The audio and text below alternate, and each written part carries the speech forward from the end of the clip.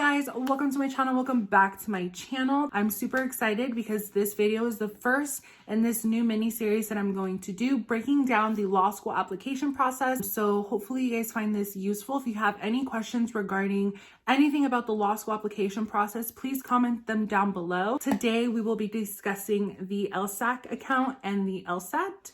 If you see me looking off to the side, it's because I have my note right next to the camera. Let's get started to the video. For the first part of this video, I just want to explain what the LSAC account is and when you should make it. If you go onto LSAC, so LSAC.org, that's going to be where you're going to process anything and everything that has to do with your law school applications, regardless of what state or country as well, I believe, that you are in. So that's where you're going to submit all your documents. That's where you're going to apply to all the schools.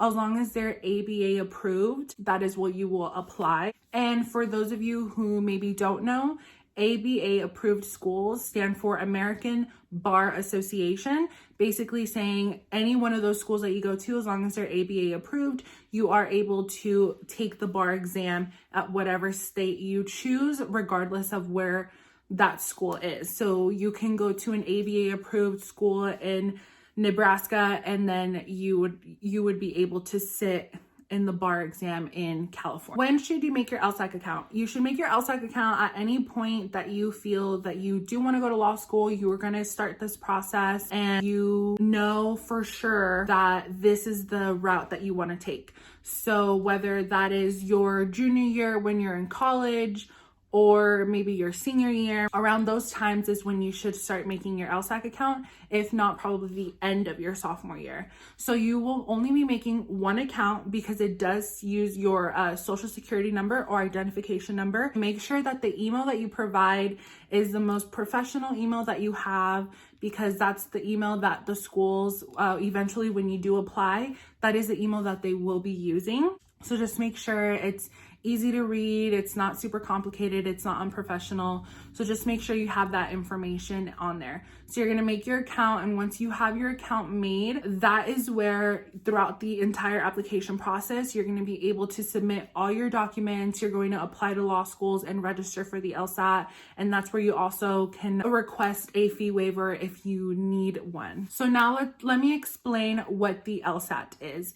So the LSAT stands for the Law School Admissions Test, and it's a test that the Board of Law Schools use to see if you have the set of skills required to succeed in law school. So it's scored from a 120, that's the lowest possible score. Even if you just put your name on it and don't answer any of the questions, the lowest score you can get is a 120 or get up to a 180. So whether that's you almost get 100% on the answers, maybe you just missed one or two, the highest score that you can get is a 180. It's composed of 5 multiple choice sections and 1 writing section. I think as of 2019, the writing section is now all online, which means that you can go to your test center, take your LSAT, but you don't have to do the writing right then and there. You will have a login option at a later time. You have up to a year to take that writing portion. The LSAT has nothing to do with your knowledge in law. You don't need to take any law classes or have any legal experience to take this LSAT exam. The exam will test you on 2 logical reasoning sections, 1 analytical reasoning, or most commonly known as logic games. Then we also have 1 reading comprehension section and 1 experimental section. Right from the beginning, the LSAT and your GPA are the 2 most important parts of your application. Really try your best to try to get the highest score possible, because your LSAT is the biggest chunk of your application and you don't want to close doors or opportunities because of your LSAT score. So when is the best time to take the LSAT? I would recommend you take the LSAT the summer before your senior year. So right after your junior year, take that summer to study for the LSAT and take it during that time. Because if for whatever reason you don't score as well as you should have or as well as you wanted, you still have the majority of your senior year to go ahead and take that LSAT again. And let me just let you guys know that it's completely normal to take the LSAT more than once. a lot of people take it more than once. They probably take it twice. So don't feel discouraged if you don't do as well the first time. Now, if you are planning to go right after college to law school, if you're taking a gap year, don't even stress about the LSAT until after you graduate. Then that summer, dedicate it to studying and then take the LSAT. That way you don't have to worry about it while you're in school. So now let's talk about how to prepare for the LSAT. So now that you know what the LSAT is, what it's composed of, when you should start studying, now let's talk about how you can start studying. So you need to really dig deep within yourself and see what your strengths and weaknesses are and see if you would do better self-studying or pay for a prep course. So first and foremost, it's crucial for you to do your own research. And like I said, know what your strengths and weaknesses are. Prep courses are very expensive. There are some cheaper ones, but the better ones are pretty expensive. They can range anywhere from $1,000 to $2,000 for a prep course. And I know that's not in everyone's budget. So you really want to make sure and do your research and see, do you have the time to dedicate to self-study? Do you have the resources? If not, where can I go and investigate to see what resources I need to self-study? So you want to make sure you know what your capabilities are, what your schedule is like, what your finances are, your budget and whatnot. So you make that decision informed. However, as of last year, I believe 2019, Khan Academy has now partnered with the LSAC.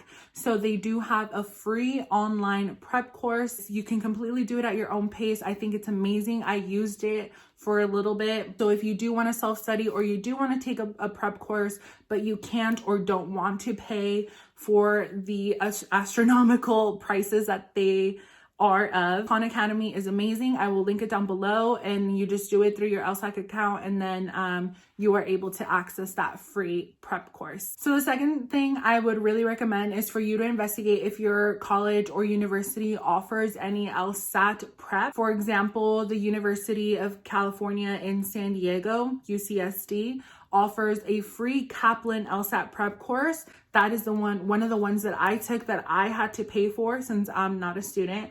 I paid for the Kaplan LSAT prep course, whereas the students that were there that were students of UCSD had that free prep course available to them. Before you do anything, before you buy any books, before you enroll in a prep course, I would recommend taking a timed LSAT exam, like a practice exam. What I'm saying is for you is to go in blindly. Don't study for it. Just go in, take it in the timed environment and take the practice exam to give you guys a baseline so you know where your starting point is. That way you can track your progress over time and see how much you've evolved and how much you've progressed from the time that you started to the time that you take your LSAT exam. It is 35 minutes per section. So now let's talk a little bit about the two options, whether you self-study or you take the prep course. So let's talk a little bit about self-studying. If you choose to do that route, I would say give yourself 4 to 6 months to self-study.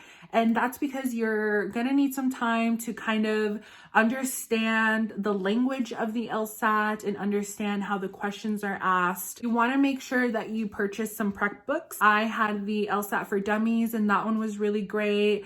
The Power Score Bibles is by far the absolute best investment that you can make if you want to self-study. I think you can get them like all four. I think it's 4 books. You can get all the Bibles for about $150, $200 or so on Amazon, and they are amazing. And you also want to take practice exams and take as many as you can. So if you can buy a book with a couple practice exams with the answers in the back, that'll be really helpful so you can build your stamina and also get used to answering questions in the allotted time. You want to make sure you sign up for the LSAT exam, and you do that through the LSAC account. And you just go on there and sign up for whatever LSAT date you want. It is, I believe, $200 to sign up for the LSAT. Like I said, if you need a fee waiver, you can apply through there. And then if it does get approved, you either get reduced or you don't have to pay for the LSAT. So now that you have those 2 dates, you want to go ahead and build yourself a realistic, attainable study schedule and stick to it. So once you've identified where your weakest points are through the practice exam that you took blindly. You want to begin to develop a study plan that targets all the weak areas that you've had and reviews all the areas where you're the strongest in. That way you get a complete and rounded study schedule. That way you don't only focus on your weaknesses and then forget or brush off your strengths. Some of the resources that I recommend is downloading some LSAT applications onto your cell phone. If you have an iPhone, just go to the App Store and then just literally type in LSAT and then download the free ones that they have on there. Magoosh has an app and that one's really good. There's the LSAT question of the day, where they'll give you one question per day and you just answer it. So these resources are really great because when you're on your phone, instead of being on social media, you can just be browsing at questions and practice answering them, and it'll give you an explanation if you get them wrong. There's a bunch of different apps they can look for. And one of the things that's really going to help you as well is taking practice exams. So after every section, give yourself a practice exam, or every midpoint, give yourself a practice exam. It's crucial that you simulate these exams as close as possible to the real exam. So give yourself ample time to take this exam. It's 35 minutes per section that you're going to get on the real exam. But for the practice exam, I encourage you all to, rather than giving yourself the full 35 minutes to answer these questions, give yourself 30 minutes when you're taking the practice exams. And here's why. When you're actually taking the real exam, sometimes you get nervous, you start to second guess yourself, so you end up worrying about the time. And sometimes a lot of people don't finish all the questions within the 35 minutes. And also, when you give yourself 35 minutes at home, sometimes you may give yourself a few seconds more, or you answer that last question when you shouldn't have. So you want to make sure that you give yourself 30 minutes. That way you're used to answering all the questions in 30 minutes. And when you're in the real exam, you have that buffer time. So take as many practice exams as possible. That's the best way to really get accustomed to the questions that they're going to ask you, understand why you got it wrong, so you don't make that same mistake for the next exam. Okay, so now let's talk about the prep course. If you choose to take a prep course, do your research and see which one would fit your style better. I've taken 2 prep courses. I took the Kaplan in-person prep course, and I also took the Blueprint in-person prep course. And based on my experience alone and my schedule, I thought that the Blueprint was 100% way better than the Kaplan. It had nothing to do with the actual course itself. It had more to do with my schedule at the time. So do your research, know what your schedule looks like.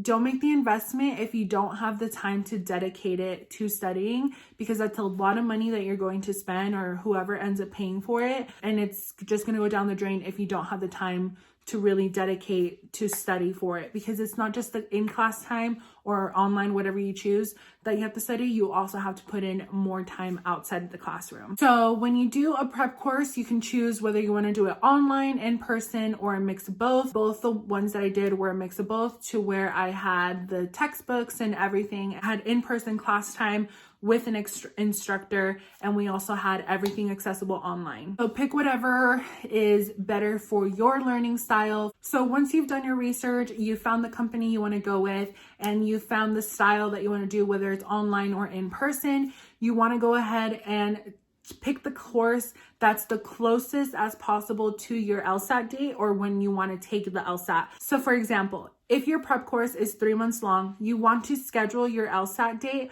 within 1 month of the last day of your prep course. And here's why. You don't want to wait too long, because then you're kind of going to forget everything that you've learned. And by the end of your prep course, you should be at a place where you're confident about your testing skills and your where you're scoring.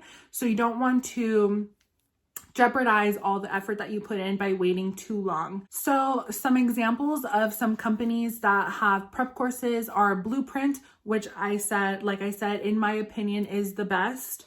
Kaplan, Khan Academy, which is 100% free and online. Also the Princeton Review, and Magoosh. Okay, so this next portion, I'm going to explain more in detail each portion of the LSAT. We're going to start with logical reasoning. As I previously mentioned, there are 2 sections of logical reasoning. Each section is roughly between 24 to 26 questions. And the purpose of the logical reasoning is to assess your ability to analyze, critically evaluate, and complete arguments. So an example of a logical reasoning question, this is from, again, the LSAC website from the 2007 LSAT exam. Situation: someone living in a cold climate buys a winter coat that is stylish but not warm in order to appear sophisticated. Analysis: people are sometimes willing to sacrifice sensual comfort or pleasure for the sake of appearances. And then the question is, the analysis provided for the situation above is most appropriate for which one of the following situations? And then you would have A, B, C, D, and E, and you would have to pick an appropriate answer.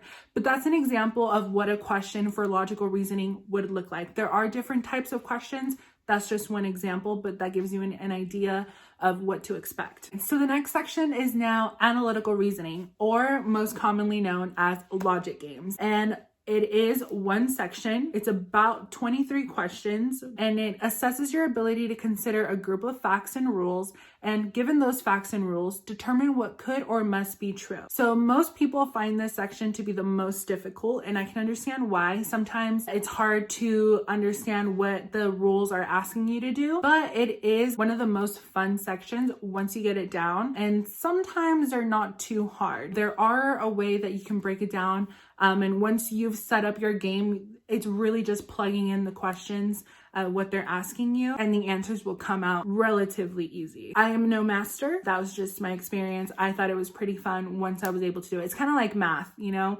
I don't know about you guys, but I was never really that good at math.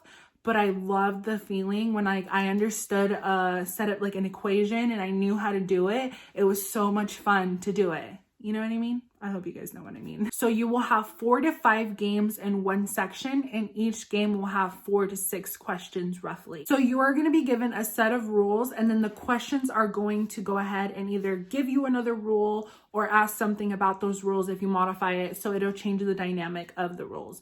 So an example of a game: a cruise line is scheduling 7-week-long voyages from the ship Freedom. Each voyage will occur in exactly one of the first 7 weeks of the season, weeks 1 through 7. Each voyage will be to exactly one of 4 destinations: Guadeloupe, Jamaica, Martinique, or Trinidad. Each destination will be scheduled for at least one of the weeks. The following conditions apply to Freedom's schedule. Jamaica will not be its destination in week 4. Trinidad will be its destination in week 7. Freedom will make exactly 2 voyages to Martinique, and at least 1 voyage to Guadeloupe will occur in some week between those 2 voyages. Guadeloupe will be its destination in the week preceding any voyage it makes to Jamaica. No destination will be scheduled for consecutive weeks. So that is an example of what a game would look like with its set of rules. Now, for an example of a question of the game would be, which one of the following is an acceptable schedule of destinations for Freedom in order from week 1 through week 7? So most games will have their first question be something like that. It's like typically an order question. Those are the easiest ones to answer. That one will just kind of test your ability to be able to set it up and see what is one possible scenario that is acceptable. On to the next section is reading comprehension, and it is one section, roughly about 27 questions. So that'll be about 4 passages in a section and 5 to 7 questions per passage. So it measures the ability to read with understanding and insight examples of lengthy and complex materials similar to those commonly encountered in law school. So it is pretty lengthy. It's tedious just because it's a lot of reading and then answering questions, but there's only one section. So for the experimental, as I mentioned, that is to see if they're going to use that section in future LSATs, but you aren't going to get scored for that section. So that's great, but you also don't know which one is experimental. It's a fair game.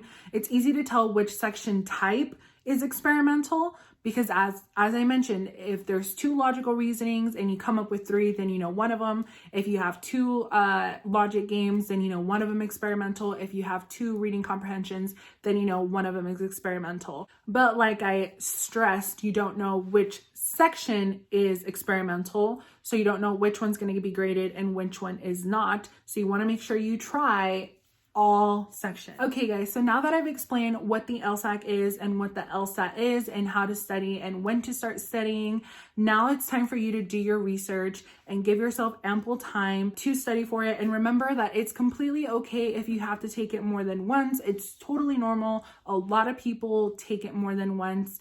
Usually the first time, no matter how much you prepare for it, you just get so nervous and you don't always perform as well as you should have. But by the second time, you're more accustomed to it and you're able to perform as well as you know you should. Just keep practicing. Don't get your hopes down. I believe in you guys. And like I said, give yourself as much time as possible and keep trying. I believe in you all. I hope you guys enjoyed this video. If you did, give this video a huge thumbs up and comment down below any questions that you guys have. The next video will be about your personal statements. So that one will also be a little bit more on the lengthy side because there's a lot I need to say about that. Stay tuned until the next time. Make sure you subscribe and like the video, and I will see you guys next time. Bye.